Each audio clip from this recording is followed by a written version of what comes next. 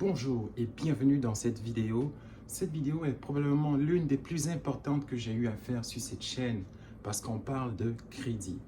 Que vous vouliez immigrer au Canada, c'est une chose, mais que vous ne sachiez pas comment gérer votre crédit est inadmissible. Alors c'est un plaisir pour moi de vous donner ici les clés, les outils que vous pourriez appliquer, que vous soyez déjà ici et que vous êtes en route pour le Canada, c'est important. Beaucoup de gens font l'erreur très jeune dans leur vie, à la jeune vingtaine. D'abord à 18 ans, on vous offre une carte de crédit. Mais ce que je veux vous expliquer ici, personne ne vous le dira, si ce n'est vos parents ou encore l'école. Bon, oubliez ça. Déjà à l'école, on ne vous apprend pas comment gérer votre carte de crédit. Ce qu'on va vous dire, c'est qu'à 18 ans, vous aurez droit à une carte de crédit. Mais après ça, free for all. Vous êtes responsable. Et ce que je veux vous dire ici est très important. Alors, numéro 1, c'est important de payer ses factures à temps. Imaginez votre carte de crédit comme une plante délicate. Qu'est-ce qui arrive si vous ne l'arrosez pas? Avec le temps, elle flétrit. Elle s'abîme. Si vous ne lui donnez pas d'eau, elle meurt. Mais c'est la même chose pour une carte de crédit. Vous devez payer votre carte de crédit à la date d'échéance, du moins un peu avant la date d'échéance. Si votre carte est due pour le 30 janvier et que vous le payez le 2 février ou le 3, vous avez des intérêts qui s'ajoutent. Et figurez-vous que les compagnies de cartes de crédit se nourrissent de ces intérêts. Imaginez combien nous sommes au Québec, environ 8-9 millions bientôt. Si tout le monde à peu près en haut de 18 ans a des cartes de crédit, les compagnies se nourrissent des intérêts. Parce qu'à un moment donné, les gens ne sont plus en mesure de payer leurs cartes parce qu'ils ont trop d'intérêts à payer. C'est inadmissible. Alors, le conseil numéro 1 que j'aurais à vous donner, c'est de faire attention et de payer vos cartes à temps. Donc, autre avantage, c'est qu'en payant vos cartes de crédit à temps, vous montrez à la compagnie que vous êtes fiable et qu'elle peut vous faire confiance. Et si ces indicateurs-là sont alignés, les compagnies vous donnent plus de crédit et ça augmente votre cote. On va parler de la cote de crédit un peu plus tard. Donc, erreur numéro 1, conseil numéro 1, évitez les retards. On va passer au numéro 2. Conseil numéro 2, évitez de souscrire à plusieurs services. Un paiement mensuel par-ci, un autre par-là, un abonnement Netflix par-ci, Amazon Prime par-là, Disney Plus par-ci, le gym par-là. Ça n'en finit plus. Vous devez faire des choix. N'oubliez pas d'où vous venez. Vous êtes en guerre. Vous êtes en guerre contre un environnement qui ne pense qu'à vous prendre de l'argent dans les poches. Vous êtes seul contre une armée de multinationales qui veut à tout prix mettre ses mains dans vos poches. Alors c'est important que vous preniez des choix judicieux parce que vous avez une entrée d'argent. Si vous n'êtes pas entrepreneur et que vous n'êtes pas à un stade où l'argent n'est pas un souci, vous devez faire attention pour vous rendre là. C'est très important. Si vous souscrivez à plusieurs services, à la fin du mois, vous devriez payer absolument. Et si vous ne payez pas, eh bien c'est à ce moment-là que ça devient compliqué. Vous allez vous sentir en quelque sorte obligé d'aller chercher dans votre crédit. Erreur à ne pas faire. Je ne vous conseille pas de vous rendre jusque-là. Donc, faire très attention à ça, faire très attention à ne pas souscrire à plusieurs services parce que du moment que vous utilisez votre carte de crédit pour payer un service, vous devez vous assurer que vous avez assez d'argent pour le rembourser. Donc, je vous conseille de ne pas souscrire à plusieurs services. Allez avec le minimum. Vous êtes jeune, peu importe l'âge que vous avez d'ailleurs. On n'a pas besoin de milliers de choses. Si vous allez dans un magasin et vous voulez boire de l'eau et qu'il y a juste une seule marque d'eau, le choix est facile. Vous prenez la marque qui vous est proposée. Mais si vous en avez 10, vous allez peut-être prendre un peu de temps pour analyser, etc. Pensez à ça et faites un choix judicieux. Ne vous encombrez pas de plusieurs services parce qu'à la fin du mois, vous devez sortir l'argent dans vos poches et payer à tous les services, ce qui est très mauvais pour votre santé financière. Conseil numéro 3. Souvent, quand on vient d'arriver au Canada, même quand on est déjà Canadien à un certain niveau, on a fini nos études, on est conscient qu'il y a du service accessible, le transport en commun, on veut s'acheter une auto. Tout le monde veut s'acheter une auto parce que c'est à la mode, parce qu'on voit les gens rouler dans des belles voitures, des Mercedes, des Range Rover, et on veut les ressembler. Piège, piège, piège. Vous ne savez pas, la personne qui est dans la Range Rover, combien est-ce qu'elle doit payer par mois? Est-ce que c'est des paiements qui l'arrangent? Vous ne le savez pas. Alors les compagnies d'auto se font énormément d'argent. Parce que ce qui arrive, c'est que vous allez vouloir prendre un prêt et le concessionnaire va vous dire, si tu veux cette auto-là, il va falloir que tu payes un peu plus cher. Mais vous, ce que vous avez dans vos poches, c'est, disons, 10 000 $. Mais pour avoir accès, vous voulez une auto de moins de 10 000 $, évidemment. Mais pour avoir accès à cette auto-là, vous devriez en fait mettre le double. Parce que plus vous mettez l'argent, plus le concessionnaire et l'agent a une commission et se fait plus de revenus. Donc en fait, les compagnies veulent que vous vous endettiez plus, comme ça ils vous ont à la gorge. Et vous n'avez pas le choix, une fois qu'ils vous ont pris, vous devriez emprunter davantage pour les payer. Donc vous voyez que ça fait un effet crescendo si vous vous encombrez.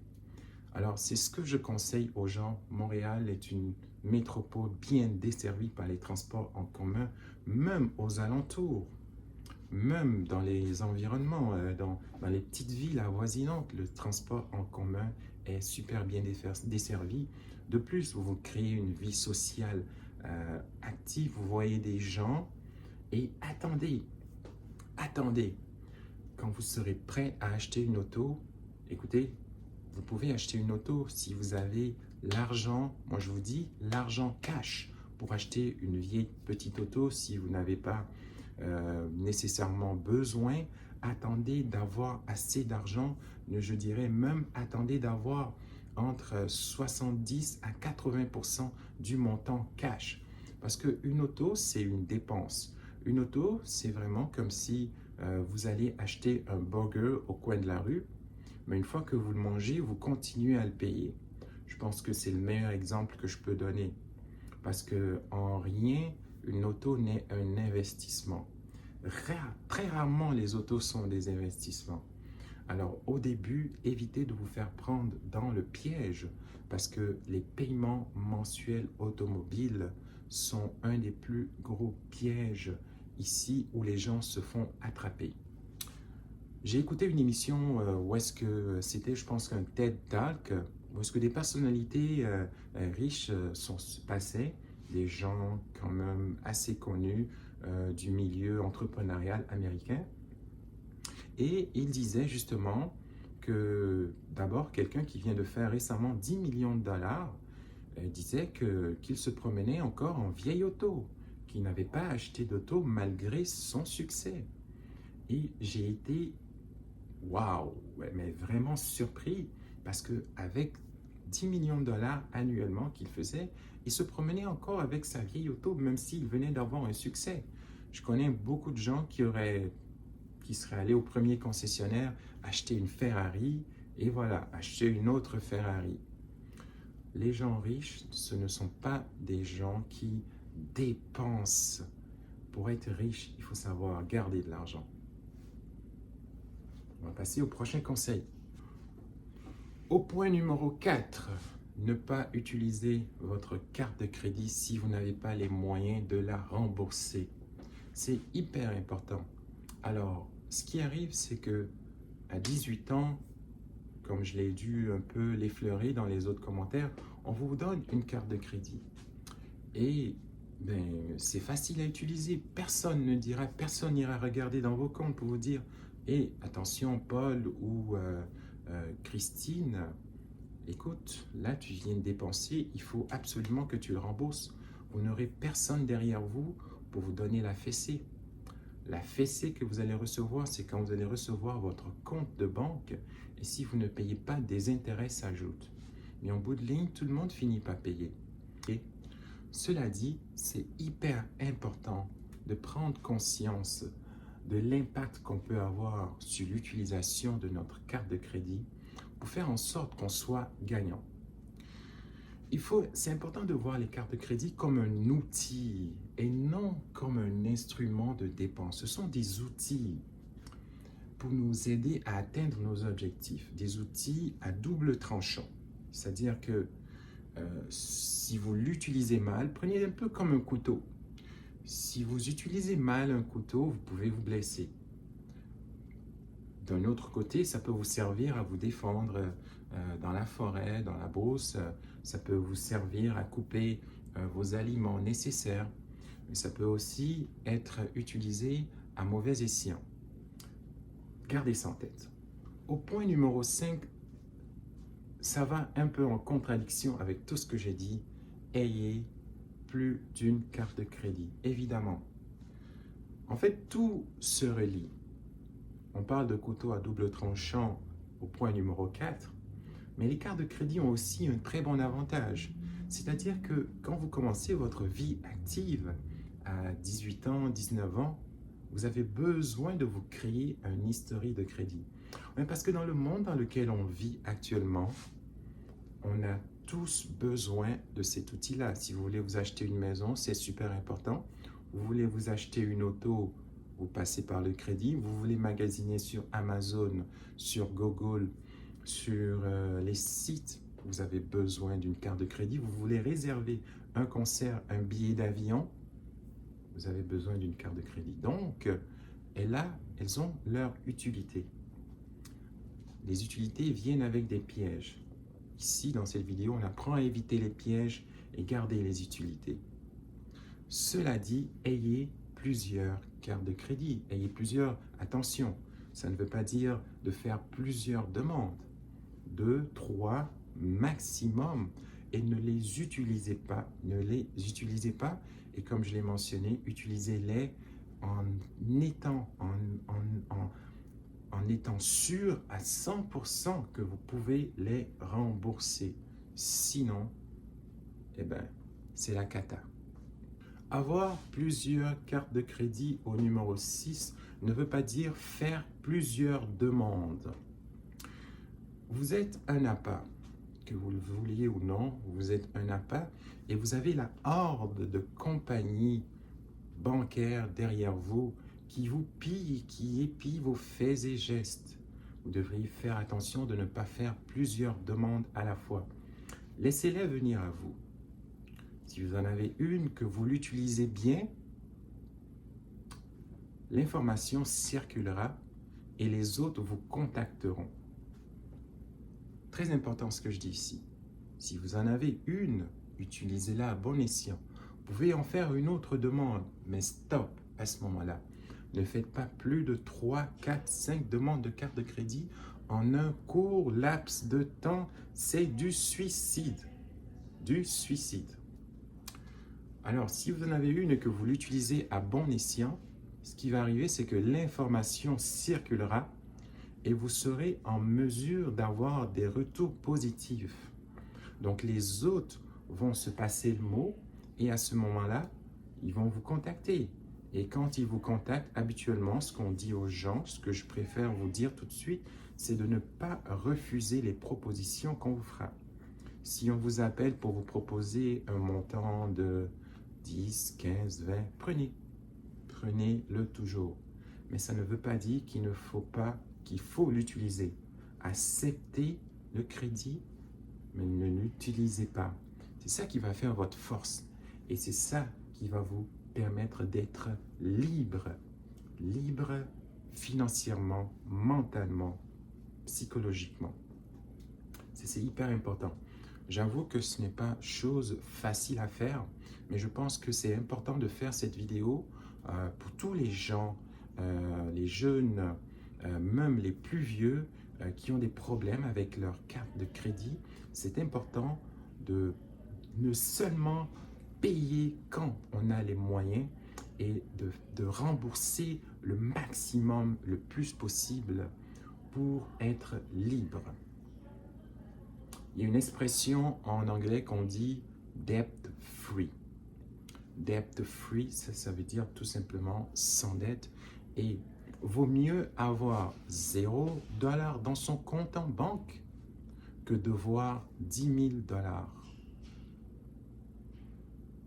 Vaut mieux avoir, je répète encore, $0 dans son compte en banque que d'avoir $10 000 de dette. Donc ça veut dire que si vous avez $5 000 dans votre compte en banque et que vous devez $10 000 de carte de crédit, ce que vous avez en fait, c'est 5 000. Parce que si vous remboursez ce que vous avez, il vous reste encore de l'argent à rembourser.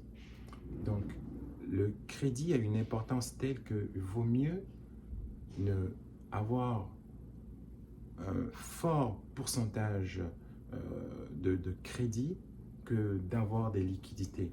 En numéro 7, je vous dirais de vérifier souvent votre historique de crédit. Au Canada, nous avons deux systèmes, Equifax et TransUnion. Il y a aussi d'autres applications maison comme Crédit Karma que vous pouvez utiliser. Alors, Crédit Karma, c'est super facile. Je vais laisser les sites en description pour vous donner un aperçu. Donc, Crédit Karma, c'est super simple. Vous créez un compte et il vous donne votre marge de crédit si vous êtes déjà ici. Les autres, c'est un peu plus officiel. Alors, quand vous voulez vous acheter une automobile ou une maison, souvent les compagnies vont se baser sur soit TransUnion ou Equifax. Donc, vérifiez souvent votre code de crédit. Une bonne code de crédit se situe au-dessus de 680-700. Je dirais qu'à partir de 700, c'est une excellente cote, c'est une bonne cote de crédit.